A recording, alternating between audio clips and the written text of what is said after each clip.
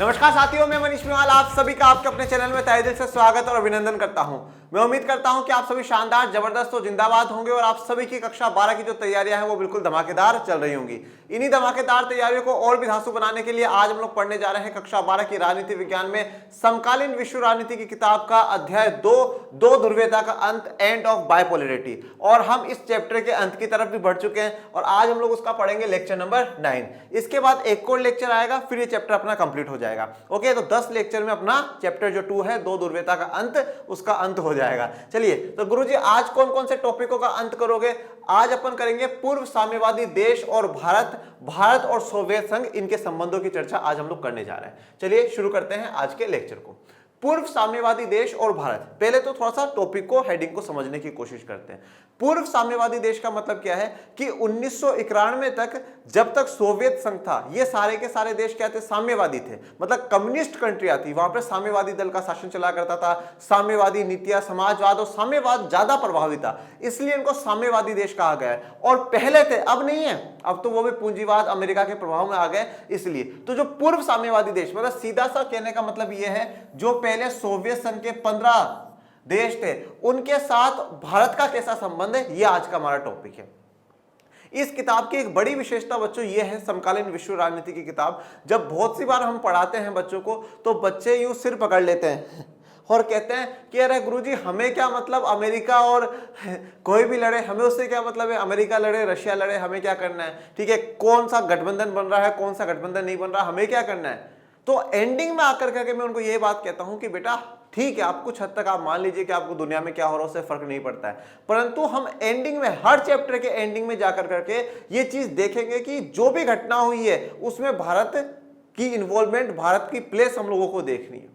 ठीक है, तो अभी पूरी घटना हो गई, एंड ऑफ बाइपोलैरिटी हो गया। चैप्टर 1 शीत युद्ध का भी देखोगे तो उसमें नेम की बात पड़ी कि नेम जो है गुट निरपेक्षता आंदोलन है, उसमें हम लोगों ने पढ़ा। अब यहाँ पर हम लोग पढ़ रहे हैं कि हाँ भैया, सोवियत संघ बना, उसका विघटन हो गया, पूरा युद्ध जो भी हुआ सब कुछ खत्म हो गया। पर अब विघटन के बाद भारत पे उस विघटन का क्या प्रभाव पड़ा, विघटन वाले देशों के साथ भारत के संबंध कैसे हैं, कैसे नहीं है। मेन हमारा जो पढ़ने का सेंटर है, जो लोकेशन है, वो इंडिया रहेगी। हमेशा हम हर चीज को इंडिया के इर्द गिर्द देखेंगे, इंडिया की नजर से देखेंगे कि साहब ये घटना हुई तो कितनी सही थी, कितनी गलत थी, हमारे लिए कहां फायदा है, कहां नुकसान है।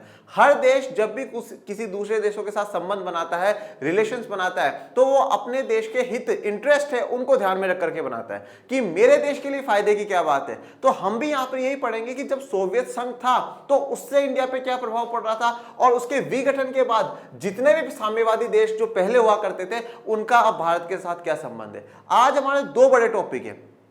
पहला टॉपिक है कि पूर्व साम्यवादी देश और भारत, और एक टॉपिक है हमारा भारत और सोवियत संघ।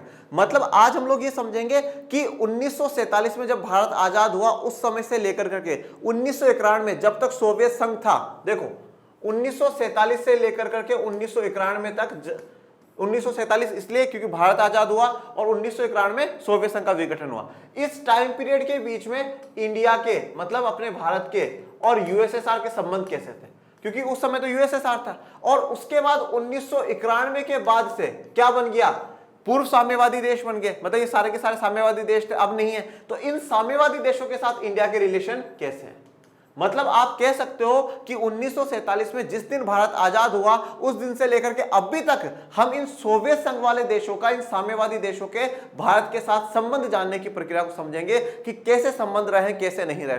आपने बहुत सी बार सुना होगा कि भारत का जो बेस्ट फ्रेंड है वो रशिया है, भारत का जो बेस्ट फ्रेंड है वो रशिया है। भारत और रूस की जो दोस्ती है वो बिल्कुल गजब वाली तगड़ी दोस्ती है, ठीक है ना, भाई प्लस भाई, भाई भाई, ठीक है ना, वो वाली दोस्ती है रूस और इंडिया की। तो ये दोस्ती क्यों है, क्या ऐसे फैक्टर्स हैं, क्यों इंडिया इतना बहुत ज्यादा तवज्जो देता है रशिया को, क्या कारण है, या रशिया का बहुत ज्यादा ट्रस्ट है इंडिया पे, क्या ऐसे जो रिश्ते हैं, इन सबके लिए हमें हिस्ट्री में जाना पड़ेगा, इतिहास में जाना पड़ेगा, और इतिहास से हम लोगों को समझना पड़ेगा। तो चलिए जानते हैं पूर्व साम्यवादी देश और भारत। भारत ने साम्यवादी रह चुके सभी देशों के साथ अच्छे संबंध कायम किए हैं, लेकिन भारत के संबंध रूस के साथ सबसे ज्यादा गहरे हैं। देखो तो भैया, सबसे एक अच्छी बात बता दो आपको, भारत कभी भी किसी के साथ झगड़ा नहीं चाहता है, भारत हमेशा शांति चाहता है। और जब संयुक्त राष्ट्र संघ में माननीय प्रधानमंत्री मोदी जी ने एक बार भाषण दिया था और कहा था कि भारत युद्ध वाली नहीं बुद्ध वाली भूमि है, तो भारत भगवान बुद्ध की भूमि है, भारत शांति की भूमि है, भारत अहिंसा का संदेश देने वाले महात्मा गांधी जी की भूमि है। तो हम लोग कभी भी हिंसा पर विश्वास नहीं करते, हम युद्ध पर विश्वास नहीं करते। इसलिए भारत संबंध सभी के साथ अच्छे बना करके रखता है, सभी के साथ रिलेशंस अच्छे बना करके रखता है, चाहे वो साम्यवादी देश हो चाहे पूंजीवादी देश हो, सभी के साथ भारत के जो संबंध है, रिलेशंस है, वो अच्छे हैं। देखो अब हमारे सबके साथ संबंध अच्छे होते हैं, परंतु एक तो मतलब दिल का टुकड़ा होता है ना, खास व्यक्ति होता है अपना, एक तो बहुत सारे दोस्त होते हैं और एक बहुत क्लोज फ्रेंड, बेस्ट फ्रेंड होता है अपना, ठीक है। तो उसी प्रकार से इंडिया के सबके साथ अच्छे संबंध है। जितने भी साम्यवादी देश रह चुके हैं, चाहे आप ये पांचों मध्य एशिया के देश देख लो, ईस्टर्न यूरोपियन जो कंट्रीज थी वो देख लो, बाल्टिक देश देख लो, सबके साथ भारत के संबंध बहुत अच्छे हैं। परंतु जो बेस्ट फ्रेंड है वो तो रूस है भैया, जो क्लोज फ्रेंड है वो तो रूस है, ठीक है। सबके साथ दोस्ती है पर जो प्रेम है ना वो रूस के साथ है। तो रूस के साथ भारत के बहुत ही घनिष्ठ और बहुत ही अच्छे संबंध हैं। और देखो संबंधों में, रिश्तों में एक बात कही जाती है कि ताली जो है ना वो दोनों हाथ से बजती, कभी भी एक हाथ से ताली नहीं बजती। इसका अर्थ क्या होता है कि दोनों तरफ से एक जैसा सपोर्ट होना चाहिए। जितना सपोर्ट इंडिया रशिया को करता है, रशिया भी उतना ही सपोर्ट इंडिया को करता है। इसलिए दोनों की बहुत अच्छी दोस्ती है, बहुत अच्छी फ्रेंडशिप दोनों की है। हमेशा रूस ये बात भारत को ये बात कहता, चिंता मत कर, भाई खड़ा है ना, कुछ नहीं होने देगा। भारत भी ये कहता तुम चिंता मत करो, हम है ना। अभी आप सोचिए रशिया और यूक्रेन का युद्ध चल रहा, उस युद्ध के दौरान में पूरी दुनिया ने रशिया पे सैंक्शंस लगाए, रोक लगाई कि साहब यहां से वो नहीं खरीदोगे, यहां वो नहीं भेजोगे, ये नहीं करोगे, बहुत रोक टोक सी लगाई गई। परंतु भारत ने किसी रोक टोक को नहीं माना, बोला नहीं साहब रशिया के साथ कोई रोक टोक नहीं। वहां से सामान भी आयात भी कराया, सब कुछ कराया, बोले नहीं हम तो खरीदेंगे। देखो सब अपनी जगह, हाँ बोला हम इस बात के बिल्कुल खिलाफ है, युद्ध नहीं होना चाहिए। संयुक्त राष्ट्र संघ में भारत के प्रतिनिधित्व ये बात कहते हैं कि यार गलत है, ये युद्ध नहीं होना चाहिए, रशिया और यूक्रेन को बैठ करके शांति से समझौता करना चाहिए। परंतु रशिया के विपक्ष में नहीं बोलेंगे, क्योंकि 1971 के युद्ध में रशिया ने हमारी मदद करी है। जब अमेरिका छुपके पाकिस्तान की मदद कर रहा था, जब रशिया ने हमारी मदद करी है, तो हम कैसे रशिया को भुला सकते हैं? रशिया एक बेस्ट फ्रेंड है हमारा। हाँ, हम इस बात का पूर्ण समर्थन करते हैं कि युद्ध नहीं होना चाहिए, शांति से बात होनी चाहिए, लोकतांत्रिक तरीकों से बातचीत होनी चाहिए, परंतु रशिया हमारा बेस्ट फ्रेंड है। भारत की विदेश नीति का एक महत्वपूर्ण पहलू भारत का रूस के साथ संबंध है। तो भारत की जो विदेश नीति है, ठीक है, जो भारत के एक्सटर्नल अफेयर्स हैं, जो फॉरेन पॉलिसी भारत की है, उसमें एक इंपॉर्टेंट पहलू, एक इंपॉर्टेंट जो बात है वो ये कि भारत का रूस के साथ संबंध। आप एक चीज देखिए कि रूस के साथ संबंध सभी पार्टियों के जो प्रधानमंत्री बने सभी ने अच्छे बनाने की कोशिश करी। मतलब रूस हमारा देश का बेस्ट फ्रेंड है, सरकारों का नहीं है, हमारे देश का बेस्ट फ्रेंड। हमेशा वो इंडिया को सपोर्ट करता हुआ है और इंडिया रशिया को सपोर्ट करता है। मतलब ऐसी कंडीशन है जब इंडिया के पास फॉरेन करेंसी में डॉलर में पेमेंट करने तक का पैसा नहीं था, तो रशिया कहता है चिंता मत करो, रुपए में दे दो, कोई बात नहीं, रुपए की तो करेंसी है। बोले हाँ वो तो बहुत सारी, बोले उसमें दे दो, मस्त रहो। ये एक बहुत बड़ी बात होती है।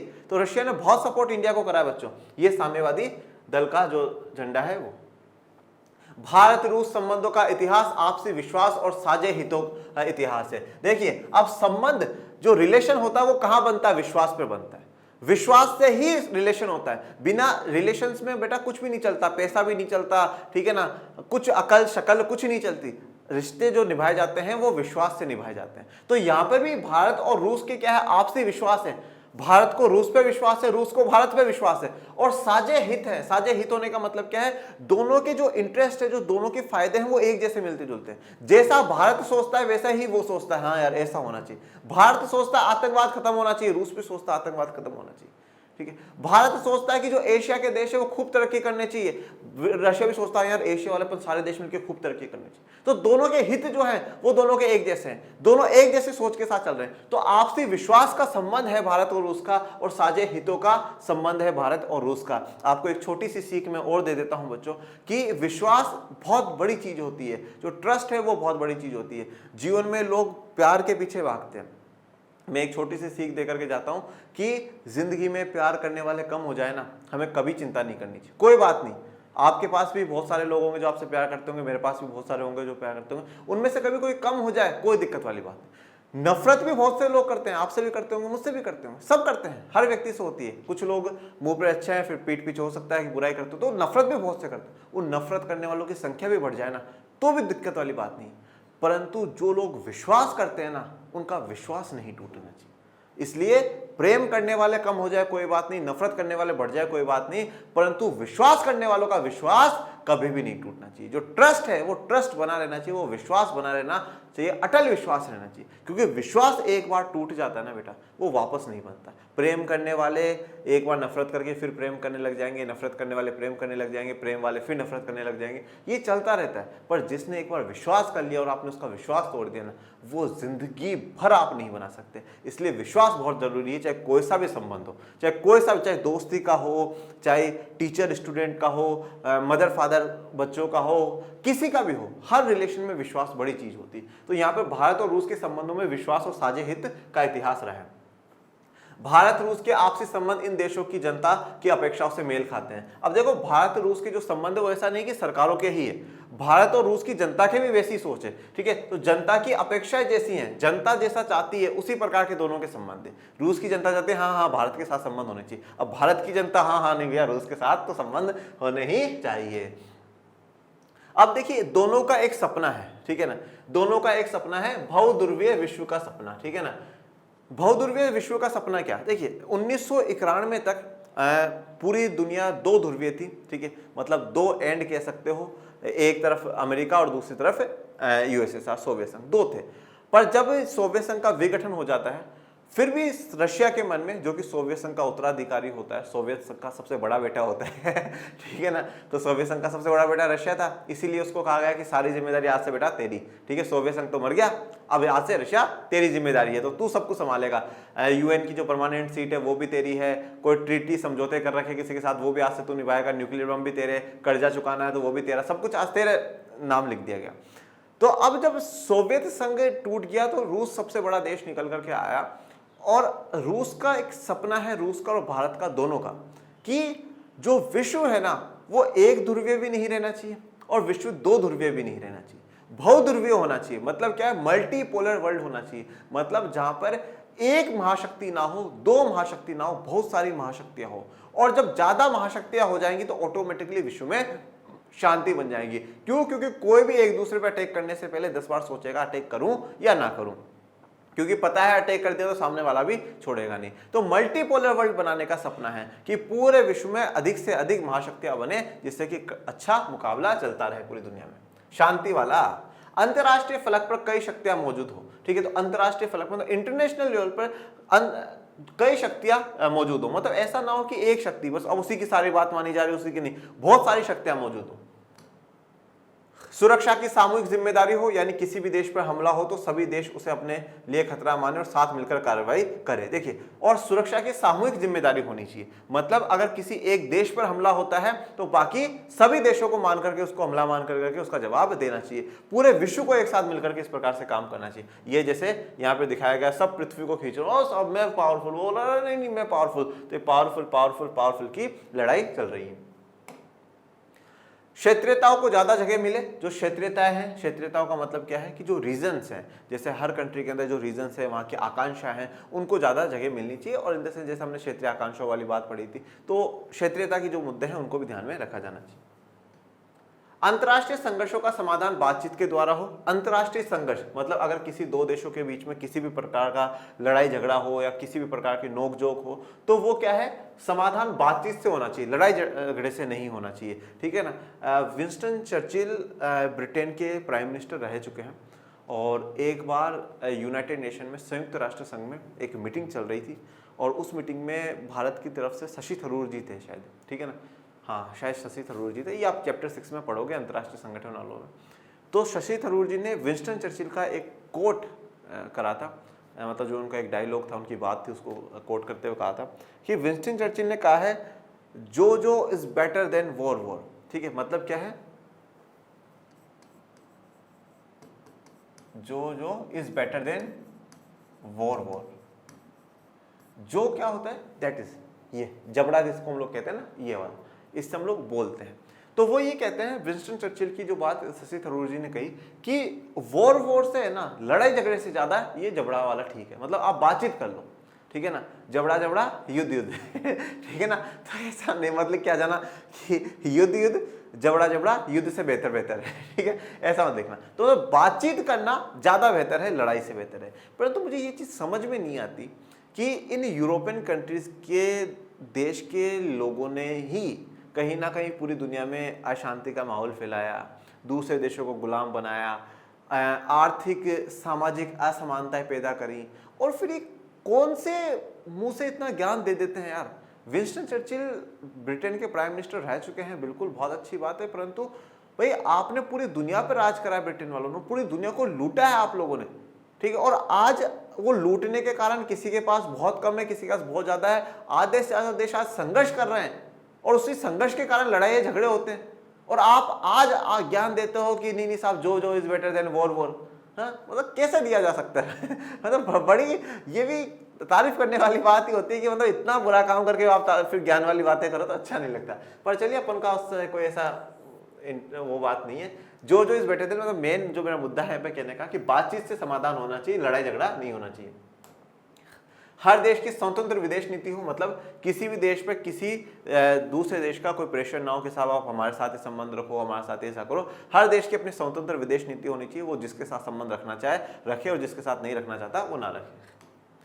संयुक्त राष्ट्र जैसी संस्थाओं द्वारा फैसले किए जाए तथा इन संस्थाओं को मजबूत, लोकतांत्रिक और शक्ति संपन्न बनाया जाए। तो संयुक्त राष्ट्र जैसी जो संस्था है, जो अंतर्राष्ट्रीय संस्था है, उनके द्वारा फैसले किए जाए, किसी एक देश के द्वारा, दो देशों के द्वारा फैसले ना हो। ये जो अंतर्राष्ट्रीय संगठन है जो कि देशों से, राष्ट्रों से मिलकर के बने हैं, ऐसे संगठनों के द्वारा क्या होने चाहिए, फैसले होने चाहिए। और ऐसी संस्थाओं को, संयुक्त राष्ट्र संघ जैसी संस्थाओं को और मजबूत बनाया जाना चाहिए, ठीक है। लोकतांत्रिक बनाओ। लोकतांत्रिक बनाने का मतलब क्या है, जो भी प्रोसेस हो वो डेमोक्रेटिक हो, मतलब हर कंट्री को बोलने का अवसर मिले, हर कंट्री को प्रतिनिधित्व का मौका मिले, हर देश को आगे आने का मौका मिले, उसकी बात रखने का मौका मिले, और शक्ति संपन्न बनाया जाए। संयुक्त राष्ट्र संघ को ज्यादा शक्तियां दी जाए, ज्यादा पावर दी जाए, जिससे कि वो पूरे विश्व में शांति स्थापित कर सके। 2001 में भारत और रूस के बीच 80 द्विपक्षीय दस्तावेजों पर हस्ताक्षर हुए हैं। बड़ा देखिए मुद्दा, 2001 में 80 द्विपक्षीय, द्विपक्षीय का मतलब होता है बेटा बायलैटरल, बायलैटरल एग्रीमेंट या बायलैटरल समझौते इसको कहा जाता है। देखो क्या होता है, एक होता है बायलैटरल और एक होता है बेटा मल्टीलैटरल। बायलैटरल का मतलब क्या है, बाय मतलब दो है, मतलब दो देशों के बीच में जब समझौता होता है तो उसको बायलैटरल समझौते कहा जाता है या बायलैटरल एग्रीमेंट कहा जाता है या द्विपक्षीय समझौता कहा जाता है। द्विपक्ष दो पक्ष है, जैसे एक इंडिया हो गया और एक रशिया हो गया, दो पक्षों के बीच में समझौता हुआ। और जब दो से अधिक के बीच में होता है तो उसको मल्टीलैटरल कह दिया जाता है कि साहब इंडिया, रशिया, श्रीलंका, जापान, इनके बीच में समझौता हुआ, इन चारों देशों के बीच में, तो फिर वो अलग मल्टीलैटरल में आ जाता है, बहुपक्षीय दस्तावेजों में आ जाता है। तो 2001 में भारत और रूस के बीच में 80 द्विपक्षीय दस्तावेजों पर हस्ताक्षर हुए, मतलब 80 मुद्दों को लेकर करके दोनों देशों ने समझौता कराया कि साहब हम आपका सहयोग करेंगे और आप हमारा सहयोग करना।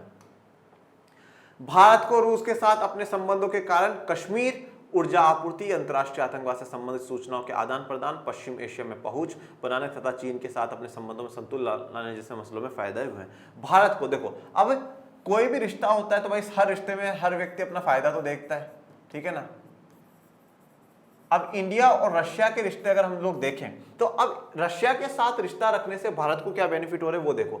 सबसे पहली बात तो कश्मीर के मुद्दे को लेकर करके ये बात आप जान लीजिएगा कि जब जब संयुक्त राष्ट्र संघ में कश्मीर का मुद्दा उठा है, चाहे चीन ने उठाया हो, चाहे किसी ने भी विरोध करा हो, परंतु हमेशा सोवियत संघ या रूस हमेशा से भारत का पक्ष लेता रहा है। और ये बात कही है कि कश्मीर भारत का अभिन्न अंग है, भारत का था, है और रहेगा, और यह भारत का आंतरिक मामला है, उनका इंटरनल मामला है। भारत एक संप्रभु देश है, सॉवरेन कंट्री है, वो अपना मामला देख सकते हैं, अंतर्राष्ट्रीय स्तरों पर ऐसे मामले को उठाने की आवश्यकता नहीं है। हर बार रूस ने भारत को सपोर्ट करा कश्मीर के मुद्दे पर, और रूस कहां पर बैठा हुआ है, रूस UNSC, United nation security council, संयुक्त राष्ट्र संघ की सुरक्षा परिषद में स्थायी सदस्य बनकर करके रूस बैठा हुआ है। स्थायी सदस्य बनकर के बैठने का मतलब यह है कि अगर कोई, ये जो बाकी 5 देश स्थायी सदस्य में, अगर कोई से भी 4 देश अगर भारत के खिलाफ कोई भी प्रस्ताव लाने की कोशिश करते हैं तो रूस फट देनी बटन दबा देता है, वीटो लेकर के आता, बोला नहीं भारत के खिलाफ किसी को नहीं जाने देंगे। बहुत बार वीटो प्रयोग कर करके रशिया ने हमारी हमेशा सहायता करी है, योगदान करा है। ऊर्जा आपूर्ति, एनर्जी सप्लाई में, ठीक है, हमें एनर्जी सप्लाई करी है क्योंकि हमने देखा है कि वहां पे जो प्राकृतिक संसाधन है वो बहुत अच्छे हैं। अंतरराष्ट्रीय आतंकवाद से संबंधित सूचनाओं का आदान प्रदान, ठीक है। अब इंटरनेशनल जो टेररिज्म है, जो अंतरराष्ट्रीय स्तर पर जो आतंकवाद हो रहा है, उसके रिगार्डिंग कोई भी सूचना लेनी होती है, आदान प्रदान रशिया करता है हमारे साथ। पश्चिमी एशिया में पहुंच, तो पश्चिमी एशिया में पहुंच बनाने में मदद करी है कि भाई वहां पर व्यापार बढ़ा सके और काम कर सके। चीन के साथ अपने संबंधों में संतुलन लाने जैसे मसलों में, अब देखिए चीन का शुरू में तो थोड़ा सा झुकाव जो था वो किधर था, समाजवाद की तरफ था, फिर बाद में वो धीरे धीरे पूंजीवाद हो गया। पर चीन में क्या है कि अगर आप राजनीति देखोगे तो समाजवाद वाली है और आर्थिक रूप से देखो तो वो पूंजीवाद वाले हैं, ठीक है। तो चीन के साथ भी थोड़ा सा संतुलन में संबंध बिठाने में रशिया ने मदद करी है कि हाँ भैया देखो मिलजुल करके रहते हैं अपन, 3-4 देश बढ़िया बढ़िया हैं, ठीक है, अपन को लड़ना नहीं है, ठीक है, तो इसलिए संतुलन, ये सारे फायदे भारत को हुए हैं। रूस को इस संबंध से सबसे बड़ा फायदा यह है कि भारत रूस के लिए हथियारों का दूसरा सबसे बड़ा खरीदार देश है। देखो अब रूस को क्या फायदा हुआ, अब रूस तो शुरुआत से हमेशा से हथियारों का बहुत उत्पादन करता है, बहुत वेपन्स बनाता है, तो अब वो वेपन्स बनाए हैं तो उनको कोई खरीदे भी तो सही, बेचने के लिए तो बनाए, तो हथियारों को खरीद दूसरा सबसे बड़ा खरीदार है। मतलब सबसे ज्यादा अगर रशिया से कोई हथियार खरीदता है तो दूसरे नंबर पर भारत खरीदता है। ये हथियारों की तस्वीर आपको दर्शाई गई है। भारतीय सेना को अधिकांश सैनिक साजो सामान रूस से प्राप्त होते हैं, तो भारतीय सेना को जो अधिकांश जो सैनिकों के सामान है वो कहां से प्राप्त होते हैं, रूस से प्राप्त होते हैं। मतलब भारतीय मिलिट्री को मजबूत करने में रूस का योगदान है हथियारों के रूप में। क्योंकि भारत तेल के आयातक देशों में से एक है, इसलिए भी भारत रूस के लिए महत्वपूर्ण है। अब देखो भारत के यहाँ पे तेल तो है नहीं, तो उस भारत को क्या करना पड़ता है, आयात करना पड़ता है, इंपोर्ट करना पड़ता है, मंगवाना पड़ता है। और जब वो मंगवाता है तो उस कहां से मंगवाता है, रूस से मंगवाता है, तो रूस में प्राकृतिक संसाधन बहुत है। आप ये चीज देखिए, अब भी रूस और यूक्रेन का युद्ध चल रहा था ना, तब भी भारत ने रूस से पेट्रोल मंगवाया है। और यूरोपियन कंट्रीज ने किसी ने कहा कि आप रशिया से इतना जो है ऑयल मंगवा रहे हैं, तेल मंगवा रहे हैं, ये कर रहे हैं, वो कर रहे हैं, तो हमारे फॉरेन मिनिस्टर माननीय आदरणीय डॉक्टर एस जयशंकर जी गजब का जवाब देते हैं यूरोपियन कंट्रीज को। बोला आप लोग जितना मंगा रहे हो ना उसका तो हम तो बहुत कम मंगाते हैं ठीक है ना। तो इसलिए प्लीज यूरोपियन कंट्रीज ये ऑब्जेक्शन ना करें, क्योंकि वो पहले खुद कंट्रोल करें, खुद कम मंगवाए और हमें फिर बाद में। तो हम तो अब डिप्लोमेट्स हैं, ठीक है, हम तो मंगवाएंगे भाई, हमें तो जो चीज चाहिए उसमें क्या है, आप सैंक्शंस लगाते रहो। तो एक बहुत अच्छा खासा जवाब डॉक्टर एस जयशंकर जी ने दिया। एग्जैक्टली मुझे पूरा जवाब याद नहीं, पर उनका यही था कि यूरोपियन कंट्रीज भी तो मंगवा रही है, आप भी तो मंगवाते हो, फिर हम फिर रोक टोक क्यों। तो भारत एक अच्छा खासा तेल का आयात करता है, जिससे कि रशिया को बहुत बेनिफिट हो जाता है। भारत रूस से अपने ऊर्जा आयात को भी बढ़ाने की कोशिश कर रहा है, तो एनर्जी को भी वहां से इंपोर्ट करने की कोशिश भारत पूरी में लगा हुआ है। ऐसी कोशिश कजाकिस्तान और तुर्कमेनिस्तान के साथ भी चल रही है, और ऐसी कोशिशें जो कजाकिस्तान, तुर्कमेनिस्तान इनके साथ भी चल रही है, जो सोवियत संघ का भाग थे। इन गणराज्यों के साथ सहयोग के अंतर्गत तेल वाले इलाकों में साझेदारी और निवेश करना भी शामिल है। और इन गणराज्यों के साथ जो तेल वाले इलाके हैं वहां पर साझेदारी और निवेश करने की भी बात चल रही है। भारत सरकार कह रही है हम निवेश कर देते हैं, या फिर हम हमारी कंपनियां भेज देते हैं, हम पैसा लगा देते हैं और साझेदारी करके मिलजुल करके जो तेल है उसका निकालते हैं, एक्सट्रैक्ट करते हैं और फिर दुनिया में बेच करके दोनों कमाते हैं। रूस भारत की परमाणविक योजना के लिए भी महत्वपूर्ण है, और रूस भारत की जो परमाणविक योजना है, ठीक है, जो एटॉमिक जो प्लानिंग है उसके लिए भी रूस एक बहुत इंपॉर्टेंट रोल प्ले करता है।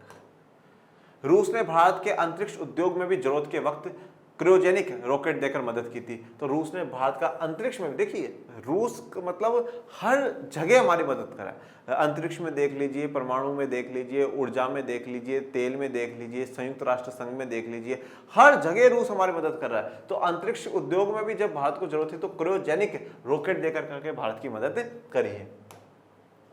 भारत और रूस विभिन्न वैज्ञानिक परियोजनाओं में साझेदारी है। तो अलग अलग जो वैज्ञानिक जो साइंटिफिक प्रोग्राम चल रहे हैं उनमें दोनों देश मिलकर के काम कर रहे हैं। एक तस्वीर आपको रॉकेट की।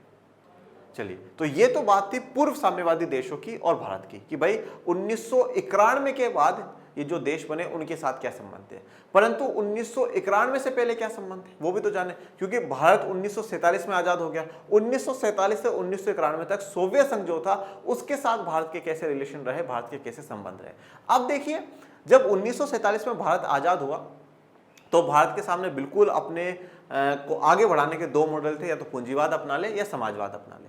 तो भारत ने अपने आप को मिश्रित बनाकर करके रखा, मतलब एक प्रकार से भारत ने अपने आप को न्यूट्रल बनाकर करके रखा है, ना तो वो पूंजीवाद की तरफ गया ना वो समाजवाद की तरफ गया, और न्यूट्रल बना करके रखा कि साहब हम मिश्रित रहेंगे। मिश्रित की व्यवस्थाओं को अपनाते हुए चला। फिर राजनीतिक रूप में गुट निरपेक्षता आंदोलन भारत ने बनाया। पर जब अमेरिका बार बार में पाकिस्तान को सपोर्ट कर रहा था, जब अमेरिका गुपचुप जा करके चाइना से मीटिंगें करा करता था, और जब 1971 का युद्ध का समय आया तो भारत को ये चीज महसूस हुई कि भैया अगर एक ग्रुप, दो बड़े ग्रुप हैं अमेरिका और सोवियत संघ, अगर एक वाला बड़ा ग्रुप पाकिस्तान को सपोर्ट कर रहा है तो हमें भी एक ग्रुप के साथ जुड़ना पड़ेगा। इसलिए 1971 में भारत सरकार ने रशिया के साथ 20 साल की शांति समझौता करा था, और उस शांति समझौते के तहत रशिया ने बहुत मदद भारत की उस युद्ध में करी थी। तो सोवियत संघ के और भारत के क्या संबंध है वो भी जान लेते हैं। और जिस प्रकार से 1991 के बाद रूस भारत की हर क्षेत्र में मदद कर रहा है, हर सेक्टर में मदद कर रहा है, उसी प्रकार से सोवियत संघ भी 1991 तक भारत की हर क्षेत्र में हर जगह मदद करता हुआ नजर आपको आएगा। भारत और सोवियत संघ, शीत युद्ध के दौरान भारत और सोवियत संघ के संबंध बहुत गहरे थे, बहुत डीपली थे। और आप ये चीज देखिएगा कि जैसे जवाहरलाल नेहरू जी हैं और आगे देखिए इंदिरा गांधी जी भी आएंगी, तो ये जो जितने भी नेता हैं वो ज्यादा थोड़े से समाजवाद की तरफ भी इनका ज्यादा झुकाव है। अब अगर आप देखेंगे कि जो गुटनिरपेक्षता आंदोलन बनाया गया तो उसमें युगोस्लाविया था, तो युगोस्लाविया है तो युगोस्लाविया खुद थोड़ा सा एक समाजवादी देश था। भारत में भी भारत की स्थितियों को देखते हुए समाजवाद एक परफेक्ट मॉडल था, तो समाजवाद ज्यादा था। तो भारत के सोवियत संघ के साथ कहीं ना कहीं थोड़े रिश्ते एज कंपेरिजन टू अमेरिका हमारे बेहतर थे। सोवियत संघ के साथ हमारे हमेशा से ही रिश्ते अच्छे रहे। इससे आलोचकों को यह कहने का अवसर भी मिला कि भारत सोवियत खेमे का हिस्सा था। तो अब जो आलोचक है, हम भारत क्या कहता है कि भारत कहता है हम किसी के साइड नहीं है, और सच में थे भी नहीं। हमने ना पश्चिमी गठबंधन को ज्वाइन करा, ना हमने पूर्वी गठबंधन को ज्वाइन करा, हमने दोनों को ही ज्वाइन नहीं करा। परंतु जो आलोचक है, जो बुराई करने वाले थे भारत की, वो क्या कहते थे, नहीं भारत गलत कहता है। भारत जो कहता है ना हम न्यूट्रल है, हम किसी की तरफ नहीं है, ना अमेरिका की तरफ, ना सोवियत संघ की तरफ, किसी की तरफ नहीं है, ये गलत है। भारत सोवियत खेमे में, क्योंकि दुनिया को और इन आलोचकों को ऐसा लगता था कि नहीं साहब भारत तो सोवियत खेमे में है, पर ऐसा नहीं है। भारत सिर्फ इतने संबंध रखता था जिससे कि दोनों के, सभी के साथ जो रिश्ते हैं वो बने रहे और शांति बनी रहे। इस दौरान भारत और सोवियत संघ के संबंध बहुआयामी हैं। तो यहां पर आप सिर्फ एक डायमेंशन में, एक आयाम में या एक प्रकार के संबंध आपको नहीं देखने को मिलेंगे। भारत और सोवियत संघ के संबंध राजनीतिक भी है, आर्थिक भी है, सांस्कृतिक भी है, सामाजिक भी है। हर प्रकार के संबंध आपको भारत के सोवियत संघ के साथ देखने को मिलेंगे। ये कोल्ड वॉर की तस्वीर। सबसे पहले बात कर लेते हैं आर्थिक। सोवियत संघ ने भारत के सार्वजनिक क्षेत्र की कंपनियों की ऐसे वक्त में मदद की जब ऐसी मदद पाना मुश्किल था। तो सार्वजनिक क्षेत्र की जो कंपनियां, क्योंकि 1991 तक हम भी देखें तो हमने 1991 के मई में आकर करके हमने एलपीजी की पॉलिसी लागू करी, जो कि कहीं ना कहीं थोड़ी बहुत पूंजीवादी मॉडल था। तो उससे पहले कहीं ना कहीं हमारा भी ज्यादा समाजवाद था, ज्यादातर जो सरकारी फैक्ट्रियां थी, सरकारी इंडस्ट्रियां थी। तो सार्वजनिक क्षेत्र क्या है, थोड़ा सा डाउन जाने लगा था। सार्वजनिक क्षेत्र की जो कंपनियां हैं वो थोड़ी सी कमजोर पड़ने लगी थी आर्थिक रूप से। तो सोवियत संघ ने ऐसे समय में मदद करी जबकि कोई भी मदद नहीं कर सकता था। और यही क्या है, बेस्ट फ्रेंड की निशानी है कि भैया कोई मदद नहीं कर रहा था, इसलिए कह रहे कि हम मदद कर रहे हैं, आप चिंता मत करिए। सोवियत संघ भिलाई, बोकारो और विशाखापट्टनम के इस्पात कारखानों तथा भारत हेवी इलेक्ट्रिकल जैसी मशीनरी संयंत्रों के लिए आर्थिक और तकनीकी सहायता दी है। तो भिलाई स्थान का नाम है, बोकारो स्थान का नाम है, विशाखापट्टनम स्थान का नाम है। यहाँ पे इस्पात के कारखाने, इस्पात कारखाने का मतलब क्या है, स्टील बनाने के लिए फैक्ट्री। ठीक है, अब देखो लोहा तो आपको पता है, आयरन तो जो है, ठीक है, फिर आयरन से स्टील बनाया जाता है। तो इसके लिए भी क्या है, जो अच्छी खासी टेक्नोलॉजी चाहिए, तो वो स्टील फैक्ट्री लगाने में और भारत हेवी इलेक्ट्रिकल्स जैसी जो मशीनरी संयंत्र है, इनके लिए आर्थिक और तकनीकी सहायता रूस ने दी है कि साहब आप लोग क्या है कि उद्योग के मामलों में भी आप खूब तरक्की करें इंडिया, इसलिए हम आपका सपोर्ट करते हैं, हम आपको सहायता प्रदान करते हैं। भारत में जब विदेशी मुद्रा की कमी थी तब सोवियत संघ ने रुपए को माध्यम बनाकर भारत के साथ व्यापार किया था। यह बहुत बड़ी बात है।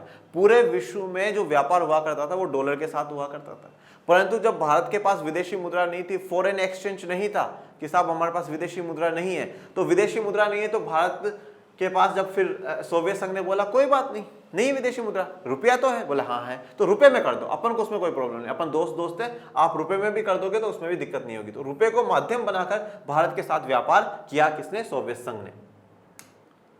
तो ये तो हो गया हमारे आर्थिक रूप से कि आर्थिक रूप से सोवियत संघ ने किस प्रकार से भारत की मदद करी और भारत और सोवियत संघ के संबंध कैसे रहे। अब बात करते हैं राजनीतिक या पॉलिटिकल।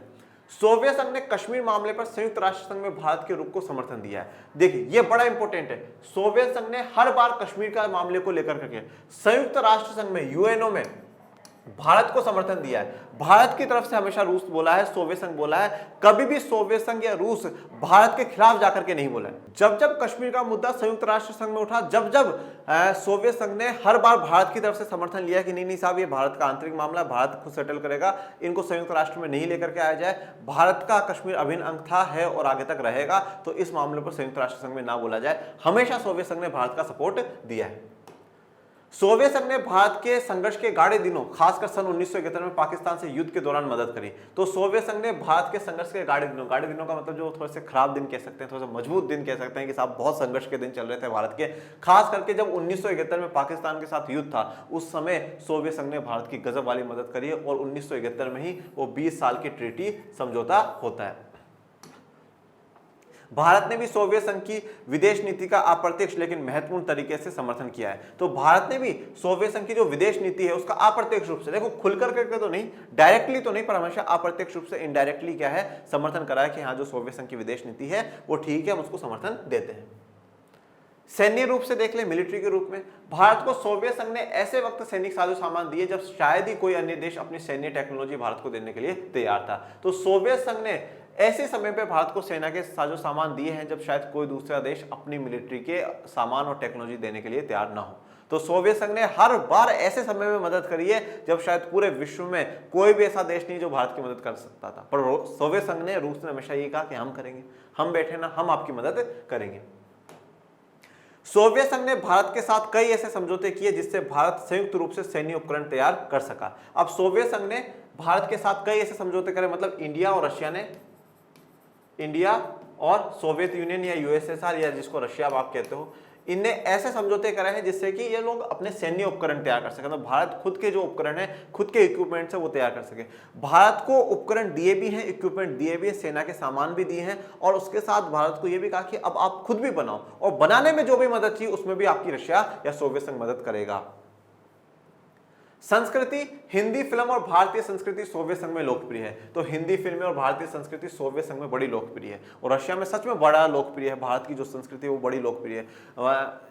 जनरली मैं एग्जैक्टली तो नहीं कह सकता, पर मैं सोशल मीडिया पे कभी कभार देखता हूँ तो रशिया में सबसे ज़्यादा भारतीय संस्कृति फैल रही है। मतलब वहाँ पे महिलाओं का साड़ी पहनना, ठीक है, और जैसे भारत में जैसे लोग रहते हैं, जिस प्रकार का खाना खाते हैं, रहते हैं, उस प्रकार की संस्कृति को लोग अपना रहे। तो रशिया में सोवियत संघ में भारतीय संस्कृति और हिंदी काफ़ी फेमस है, लोकप्रिय है।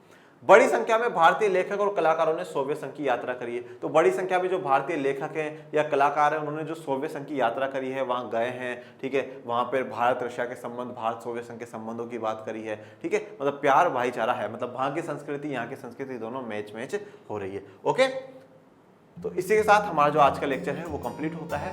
और बच्चों अब एक लास्ट लेक्चर आएगा जिसमें हम सोवियत संघ के विघटन का पूरा घटनाक्रम जानेंगे, ठीक है, और सोवियत संघ के नेताओं की चर्चा करेंगे। फिर ये चैप्टर हमारा पूरा क्लोज हो जाएगा, खत्म हो जाएगा, और इसी के साथ दो ध्रुवीयता का अंत का भी अंत हो जाएगा, ठीक है। आज के अगर लेक्चर में आपको कोई भी डाउट हो, कोई भी समस्या हो, तो कमेंट बॉक्स में मेंशन करिएगा। और बच्चों पढ़ते रहिए, आगे बढ़ते रहिए, प्लीज़ एंड प्लीज़ इस चैनल को भी ज़्यादा से ज़्यादा बढ़ाते रहिए। कोई भी बच्चा अच्छी शिक्षा से वंचित नहीं होना चाहिए, हर बच्चे तक शिक्षा पहुंचनी चाहिए, और पहुंचाने का काम आप लोगों का है, इसलिए ज़्यादा से ज़्यादा पहुंचाइएगा। और डिस्क्रिप्शन में टेलीग्राम आर्ट्स चैनल का लिंक दे रखा है, प्लीज़ उसको भी ज्वाइन कर लीजिए, जिससे आपको सभी जानकारी मिलती रहे। और मिलते हैं नेक्स्ट लेक्चर में, तब तक के लिए थैंक यू सो मच। जय हिंद, जय भारत।